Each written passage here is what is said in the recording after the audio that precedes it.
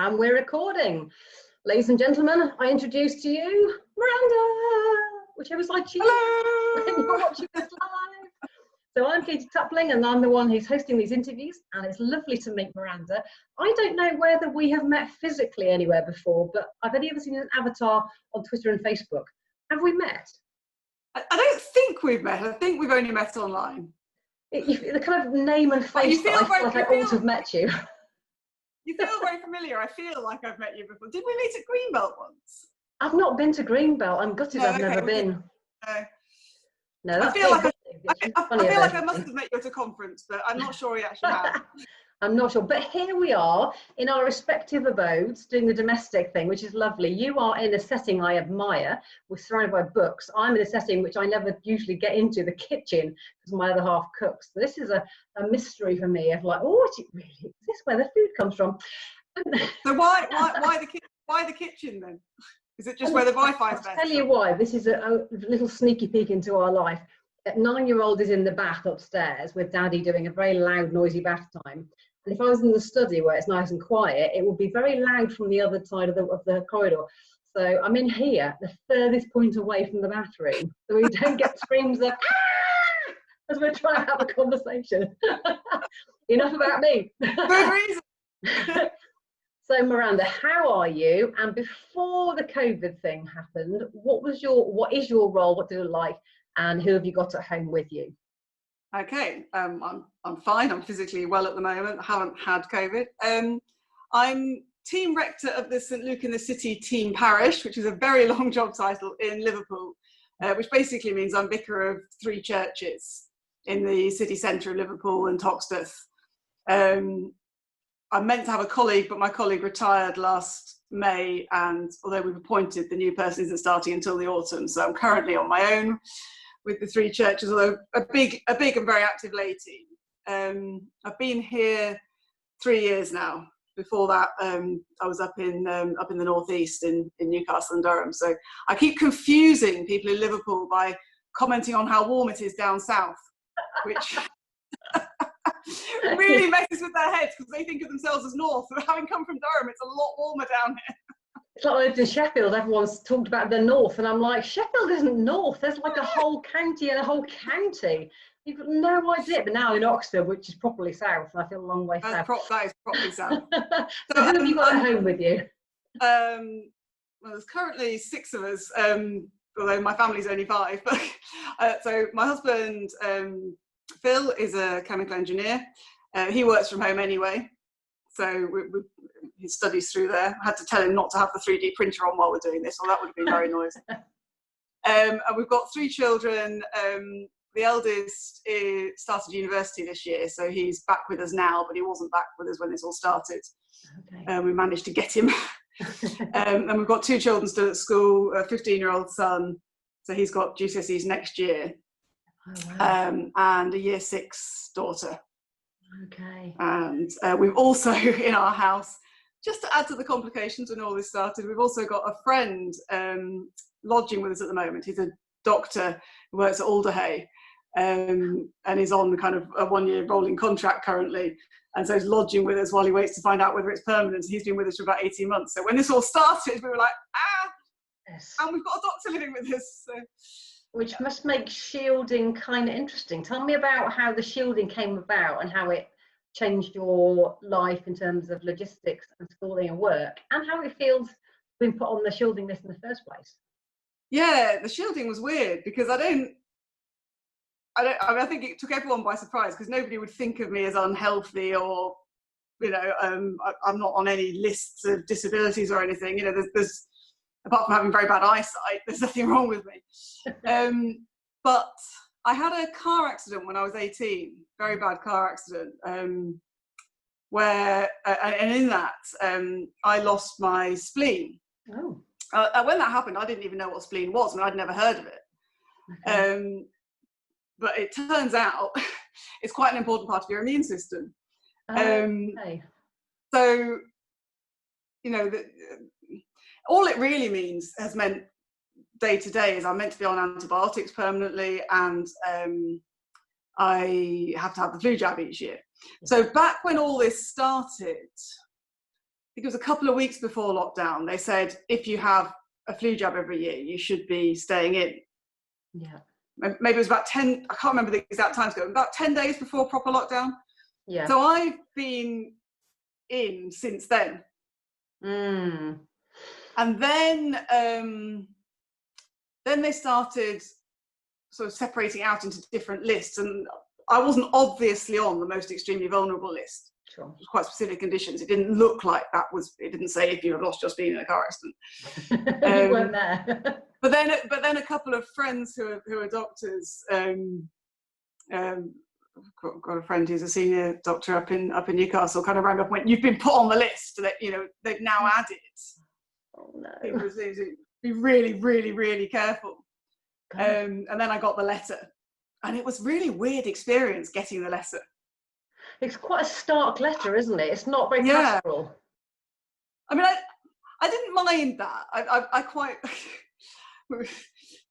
talking to Rachel about being autistic. I certainly have elements of that. I quite like a quite stark formal communication. So I say, do you know what? It's really dangerous. Be careful. Stay at home. No messing. That suits me down to the ground. I don't need a load of pastoral stuff. But I didn't mind that. I didn't feel stark, but it was just having it written down in black and white that this thing that happened when I was 18, which, you know, was quite life-defining in many ways. You know, someone died in the accident. It was quite a serious accident and quite a big thing to come to terms with. But, you know, it hasn't impacted my day-to-day life for decades. It's a story in your past rather than an impact now. Yeah, like the past suddenly came into the future. Sure. That was really odd experience. And then we had the complication of, so we almost instantly decided that we were all going to shield, because we were getting all this stuff about shielding within the house, and the thought of sitting in a bedroom with someone putting meals at the door and not hugging the children, I was just like, I can't do that. That's the bit that got me about not hugging your child, and I'm like, we're a really huggy family. I don't think that would. No, that's it for us. We're a really huggy family, and my daughter, who's turned 11 in lockdown, that was the hardest thing. Lockdown birthdays are really horrible for children. Yeah, she has quite a lot of anxiety, and if I had to be saying, "Don't touch mum because you might kill me," that would be awful. So we decided that we were really humming and hawing about what to do while the schools were still open. And I'd just come to the point where I decided if they hadn't closed the schools when they were, I was going to take her out of school. Yeah. And we were all going to shield together. And then they closed the schools, thank goodness. Yeah. And in fact, she wasn't at school the last 2 days anyway, because she'd had a dicky tummy. So solve that problem. So yes, but then of course we had the additional complication that we have this friend who lodges in our spare room, who is a doctor. I mean, he's not a frontline doctor; he's a paediatric oncologist. But he's still in and out of the house in a way that. But he's in and out of the house, seeing all sorts of people, and the house we live in is, I mean, it's lovely. It's nice and big, which is making this much easier. But it's a bit of a project. So it's only got one functioning bathroom.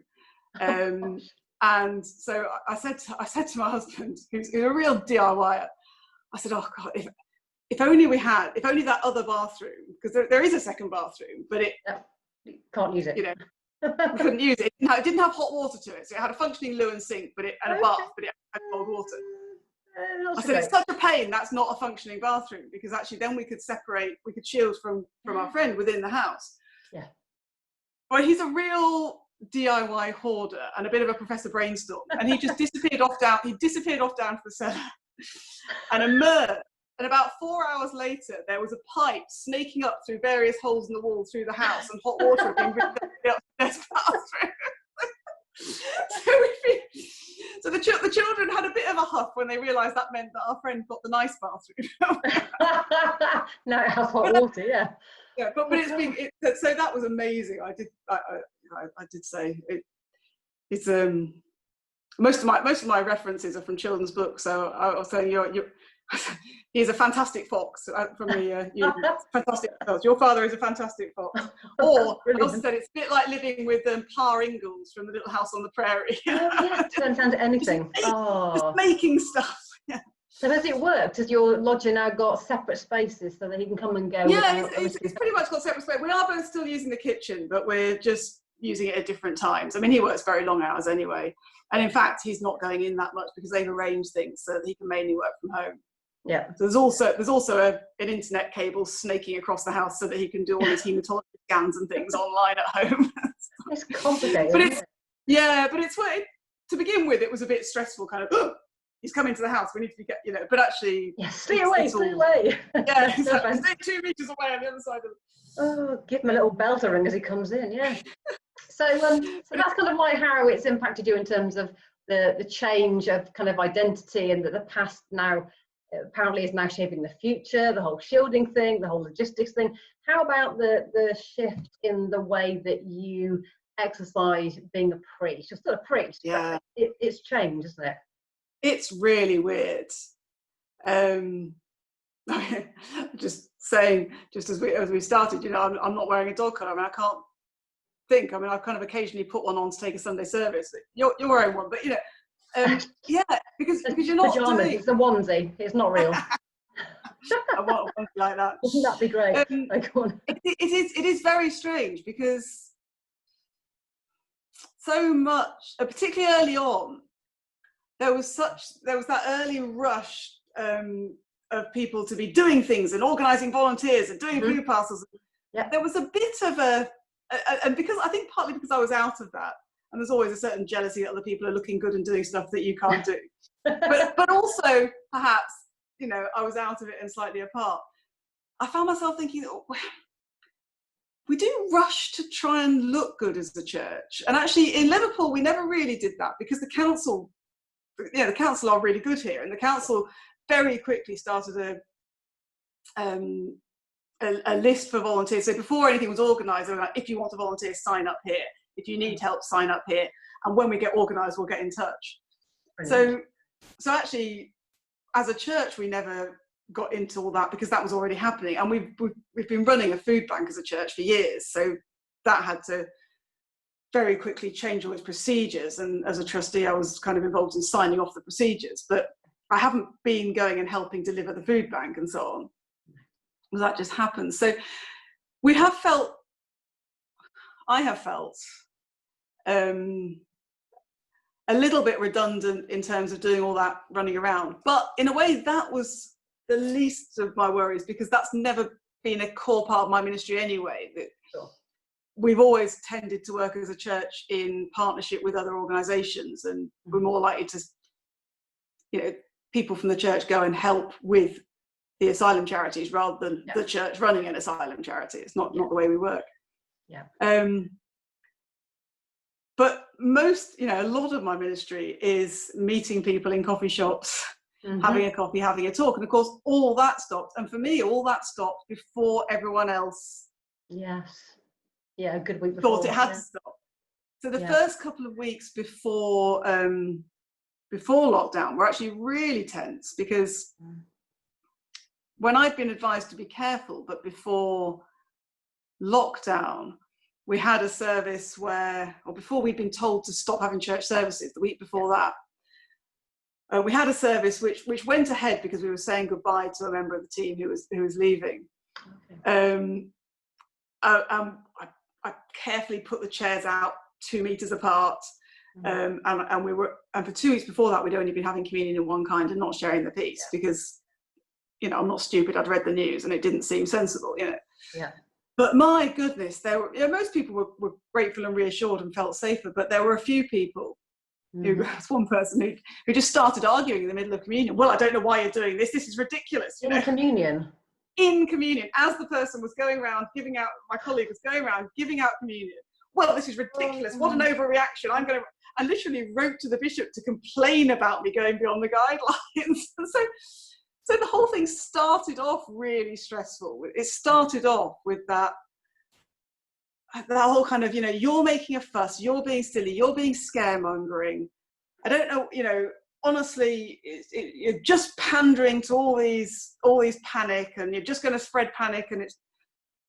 So I felt quite on the defensive for quite a long time, even before I started shielding. And a tiny bit of you thinks, what if I am overreacting and I got this wrong? Because now, 10, 11 weeks, 12 weeks later, you're like, I was so vindicated. But at the time, I was thinking, but of course, pretty sure I'm right, but... What if, you know? And of course now, and then people go, so what made you an epidemiologist? And you go, well, common sense, mate. And of course now it's happening the other side. So actually, for the last few weeks, there were 2 or 3 weeks after Easter that were lovely, where I suddenly got oh, everyone's enjoying this lockdown thing and having extra time and baking bread and, you know, worrying about where the yeast comes from and so on. Yeah. This is quite nice, isn't it? And then, of course, all the sniping and carping about, you know, the way you're doing your service isn't right because some people think that you're doing communion over the internet and that's really evil and that's heretical. And in any case, why aren't you opening your churches? And if you had enough faith, you'd open the church. And the angels say, do not be afraid. So why are you being so scared? And yeah. And it puts even more pressure on the priest to be something that either they don't feel called to or they're just wary about jumping in too early. It's really stressful. And the constant kind of, we need to do a risk assessment.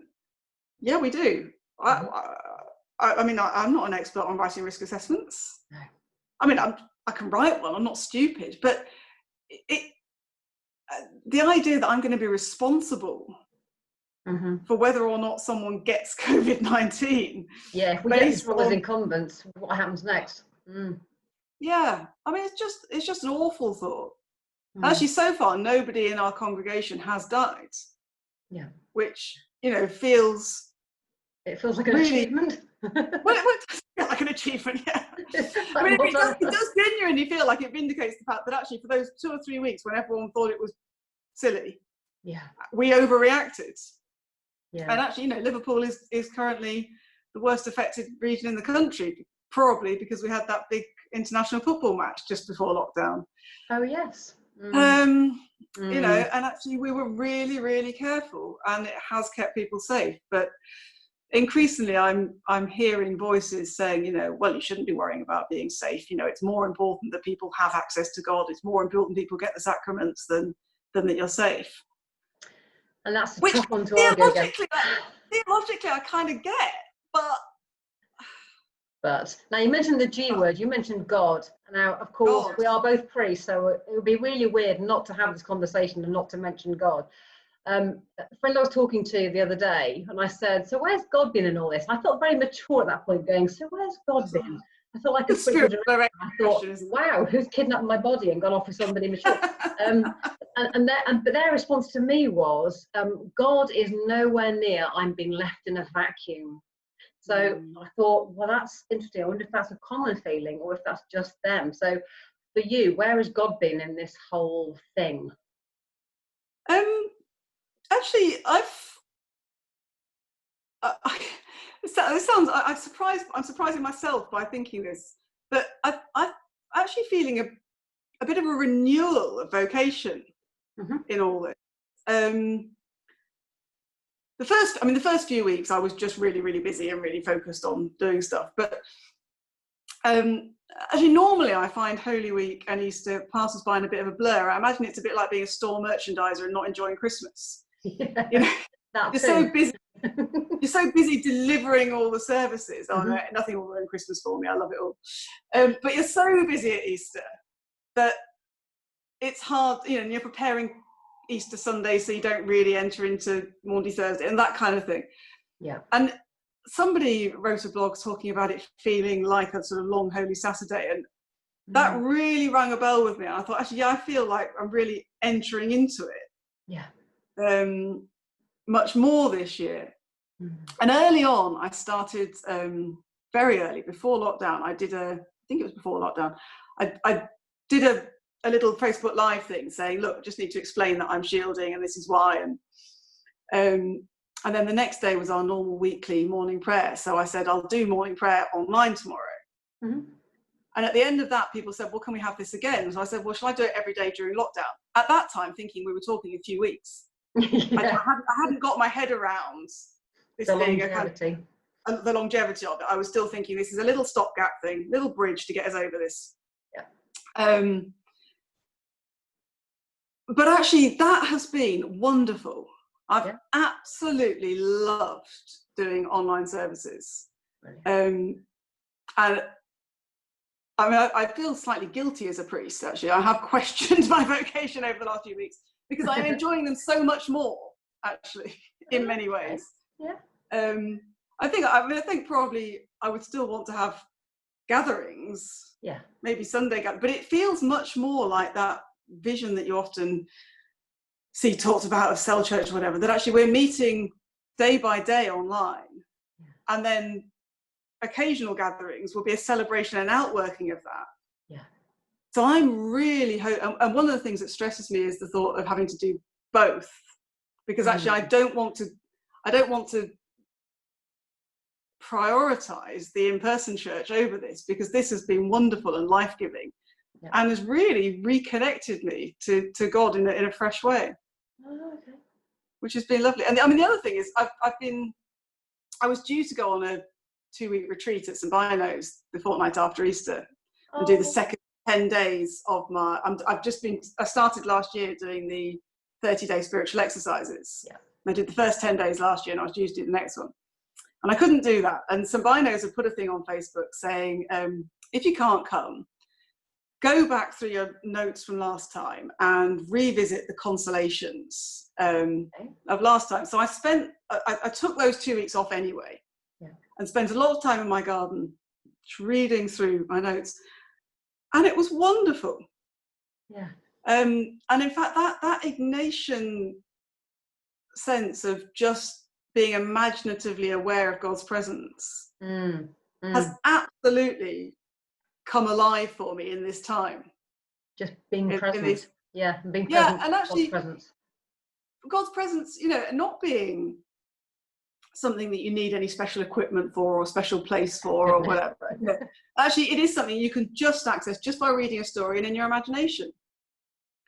And Brother Lawrence, who said when he's washing up in the kitchen, there is the presence of God, and he imagines that God is stood alongside him at the kitchen sink, washing up with him, and that's prayer. Absolutely. It has been hugely helpful, and actually the whole principle that the Ignatian exercises are based on is the idea of, it sounds quite Buddhist in a way, but the idea of seeking not to desire fitness or health or success or failure, that's the one I struggle with, or riches or poverty, for their own sake. So trying to detach yourself from thinking, I want to be healthy and successful and rich, but equally not running to go, I desperately want to be poor and sick or whatever, because somehow I'll, that whole kind of false humility there. But just going, I'll try to be indifferent to those things, because what's important is seeking the presence of God in whatever happens to come. Sure. And not to be more productive or more humble, but just to be. And that seems like the kind of spiritual resource, certainly that I've needed in this time. So God's been very, very present in it. Now, as we come to a close, I know you're going to disappear off in a few minutes and go and play online bridge. As I never got my head around offline bridge. Thank goodness for online bridge. So when I talked to Rachel, I said, has she got any top tips? And through the course of our conversation, we narrowed the top tips down to plenty of chocolate, a 2-meter stick so you can prod people away when you go for your shielded walks. That was a bit extreme. And a friend called Helen. So what has got you through? My 15-year-old son is very into Dungeons and Dragons and walks around in an old clergy cloak with a big stick that he found. And his theory for walks. I went out for a walk for the first time in 12 weeks yesterday. Oh, wow. I literally have not left the house until yesterday. How was it? But it was weirdly normal, actually. I kept saying, this is weird because it doesn't feel weird. Okay, yeah. But it was nice. It was quite late in the evening, so there weren't lots of people around. But my 15-year-old son is literally talking about going out with a 2-meter stick and saying, keep away from my mother. Your own personal bodyguard. So what's your top tips for other people? There are people out there who are shielding, a clergy, feel like they're on their own. Chocolate probably not, actually. I've put on about a stone, which is slightly worrying. I found shopping very, very stressful. Learning to accept that food parcel until I was able to get the online regular slot. I didn't realise how stressful that was until Asda sent me an email saying you can have a regular slot every week. Brilliant. And I just felt the stress that I hadn't even known I was carrying drained from me. So accepting your neediness and embracing it and taking what's offered. Yeah. Absolutely top tip. We've totally abandoned all pretense at cleaning the house. The cleaner's not coming. So yeah, apart from we're being very anal with the spray bleach on door handles and things that our lodger might touch and so on. But apart from that, I haven't vacuumed for 12 weeks. Yeah. Doesn't get that. And we've completely we've not worried about routine. We've let a new routine emerge. So we're all getting up quite a lot later. Meals have all slipped. We're having lunch at 2 o'clock and dinner at 7 or 8. Sounds very continental. And that's fine. Yeah. And the children have decided that they're going to watch their way through the entire Marvel universe in order. Oh wow, so that's cool. They ordered on Kex the entire sets. I don't really do films. I don't particularly like watching films, but all the children and Phil go sit down every night and are watching their way through the entire Marvel universe. If you've got a webcam, I'll join in. I'll be watching over their shoulders like this. Oh, that's pretty cool. It's finding things that give you joy and allowing a new normal. I hate that phrase, but allowing normal to re-emerge. I guess. Yeah, I think that the rhythm is the thing that I'm sorry. Just seeing what rhythm does emerge when you take it off. I keep remembering those experiments they do with astronauts and things, where they put them in a darkened room and just see what their body clock does. Okay. And it feels a bit like we're doing that, without those external, you've got to be here then things. The one thing I've got is I am doing morning prayer at 9:15 each morning. And sometimes other people do it, but I'll still go on. So that's been a helpful fixed point, and that's established a rhythm. But then allowing rhythm, yes. Yeah, but allowing I've never been able really, apart from it's reminding me of when I was doing my PhD when I was about 20, and you could just see, you could notice in your own body what rhythms emerged. Yeah. And normally we can't do that because we're so constrained by other people's timetables. Those rhythms, yeah.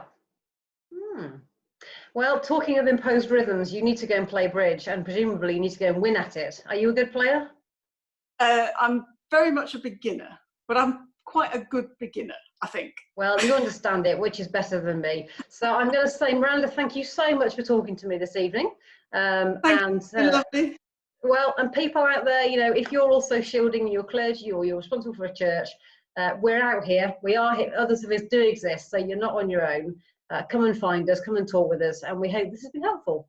Miranda, have a great evening. Enjoy playing bridge. Thank you. I'll see you soon, my friend.